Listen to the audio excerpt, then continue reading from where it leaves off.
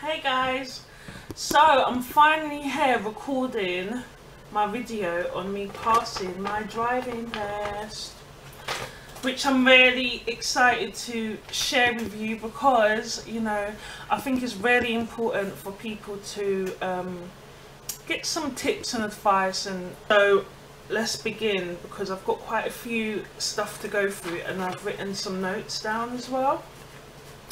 So I started my practical driving test back in 2013, like May time, around May, the beginning of May I think, and I decided to go with a driving school instead of someone that was private. The reason why I decided to do that was because I was kind of like thinking, do I want someone who's obviously private and works for themselves, or would I prefer to have someone from a driving school?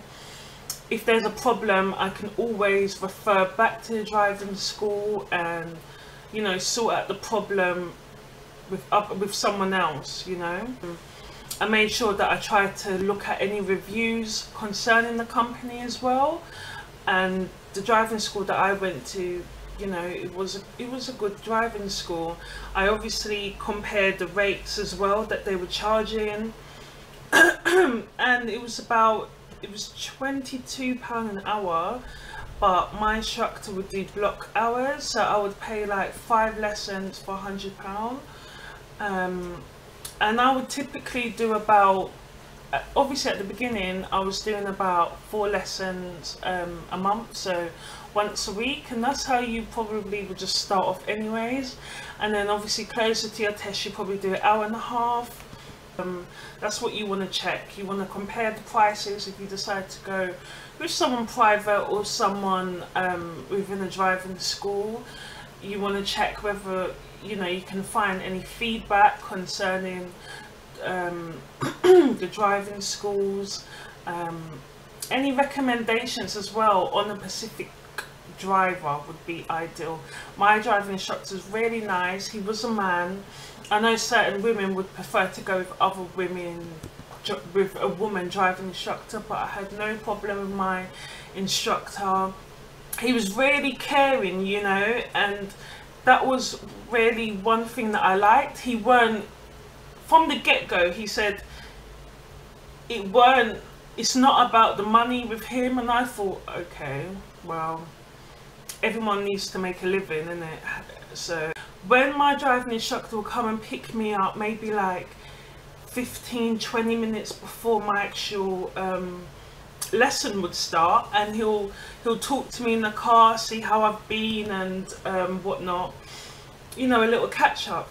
One thing I was gonna say as well, you need to make sure that your driving instructor is reliable, and this is when it comes back to being in a driving, like having a driving instructor from a driving school. If there's any problems that you're not happy about, remember, you're paying your money, you're paying for a service. If you're not happy about, you have someone to complain to, or for someone to resolve the issue for you. Also, make sure that the suitability of the timing is ideal for you. Like certain times an instructor might say to you, oh, let's do mornings, but you might not be a morning person. You might you might be having your driving lessons on one of your days off from work, college, uni, whatever it is, and you might want to you want to rest. You need to rest, and you might want an afternoon lesson. Don't make someone force you to do something that you don't want to do, because you're going to be tired and you're supposed to have full brain dead full concentration. You're the one who's supposed to be driving, and you want to learn. You don't want to feel that you've wasted your money. If you need to cancel your lesson, cancel your lesson. Your driving instructor should be understandable, but obviously don't take the piss. Also, for you to save money, you can definitely learn by your friends, your family members, if they've got a car, if they're over the age of 21 and been driving for over 3 years. And I think that's about it really. gives you the opportunity to save some money up as well, which is great. Especially if it's like the maneuvers, if you're like struggling with the maneuvers, you could be practicing that with, you know, a family member, and that cuts out a lot of the time that you spend having your lesson with your driving instructor. And let me just speak to you about the process when it comes to going through your driving test. So you obviously go in the waiting room and you hand over your provisional license, and you've got your counterpart or whatever of the second part of your license. And then, you know, you're all nervous. Majority of people are nervous. Obviously you get the hour lesson with your instructor before your test to kind of like cool you down and go through everything that, you know, you could possibly be asked. That you meet your instructor, and then you go out and do your eyesight test. Now for me, what happened was, I'm going to cut there because my instructor, he had to go away when my test was coming up. So I had to then go to another driving instructor from the driving school, and the guy that I got, he was not cutting it at all. He would turn up late, he wouldn't apologize, and he just had no interest in me driving. He had like a tennis ball and kept like throwing the ball up when he's supposed to be concentrating on me and concentrating on our surroundings. At the end of the day, you're telling me, yeah, you're great, you're gonna pass. That's going through one ear and out the other. If I feel like I have a weakness, I would want to express that to my instructor, and for my instructor to help me. That's what I'm paying you for. So basically, I complained about that instructor and got a new instructor. That's what I'm saying. If I'm not happy about something, I'm going to change it. So I got a new instructor 1 week before my test. It's a new car. I'm not used to that car. I'm not used to the clutch control in that car. It's a new instructor. I'm not used to that instructor. I don't know. It was such a rush. And what happened was, I was nervous. I didn't pass. I had like, I think 2 serious faults, and I think about I think I had 3 minors. So yeah, I failed. I, you know, was really down, but I knew that my instructor, my actual instructor was going to come back from holiday within a week. So I knew that I would definitely continue having my driving lessons with him.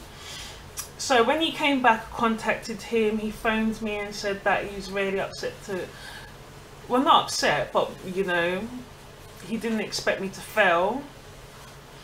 And he encouraged me, and then we made arrangements to book another lesson, my lesson with him. We went through everything. I showed him my failure sheet, and so he could see the areas that I went wrong in, and we went through them all. And just that encouragement, and that instructor there that you've been learning to drive with for a whole year, on and off for a whole year. I've had this instructor in my life. I felt comfortable, do you know what I mean?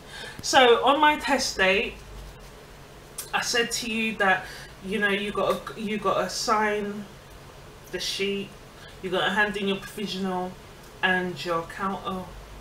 Is it your counter form with it? The other part of your license. You have your eyesight test.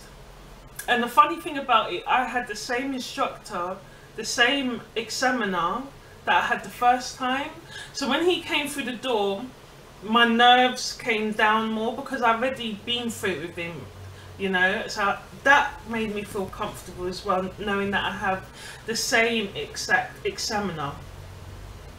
So we set off, looking through my mirror, all the time, concentrating, remembering to breathe, everything like that. Told me to pull over, making sure I'm doing the right things, pulling over, setting off, making sure I'm preparing. I was asked to do the reverse around the corner, done that, made sure, you know, full observation, I paid attention, being as comfortable as I could be, knowing that I have a test and I don't want to fail again. Making sure my indicators were on, turning it off at the right time, you know, not giving false signals and stuff like that. Especially paying attention to other road users. You don't know what they're going to do. Doesn't matter whether they've got their indicator on or not.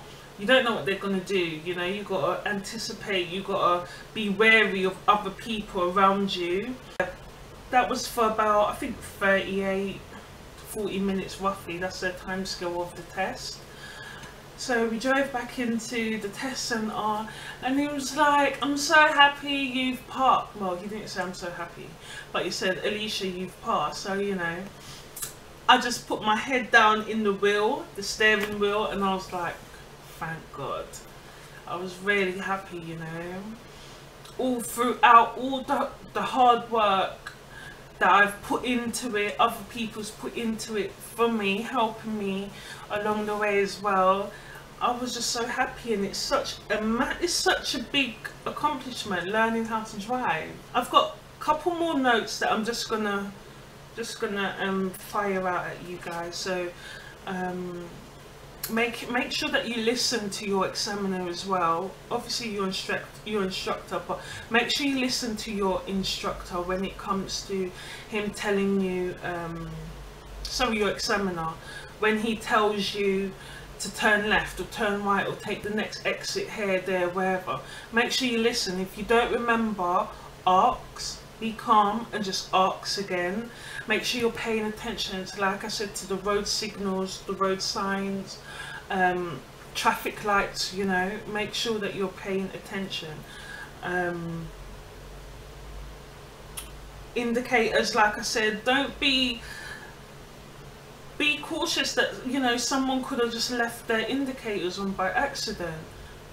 Keep your distance as well, especially if the weather conditions are bad. Keep your distance. Remember your zebra crossings as well. Give way to, obviously, pedestrians. When it comes to your maneuvers, do them slow. Full on attention, observation, clutch control. Also, open the windows. If you're feeling stuffy, even if you're not, if you're nervous, still open up the window, because, you know, you need that air supply as well. Make sure you have your seatbelt on, guys, and make sure your examiner has his seatbelt on before you start driving, okay? Make sure you know your show me and tell me questions as well. And that's more or less it when it comes to preparing for your driving test, taking your driving test, me sharing, you know, my experience and offering little tips and stuff. But if you have any questions, leave me a comment and I'll try and answer it for you, because everything that I think of, I haven't had the time always to jot them down. I've got 2 sheets here, I haven't had the time, but majority of the questions I hope I've answered it for you. I'm sorry the video's been a bit, you know, up and down, but, you know, you lot should come away with some tips and whatnot. So I hope you lot are all doing well, and until my next video, I'll see you guys later, and good luck if you're deciding to take your driving test as well. Bye.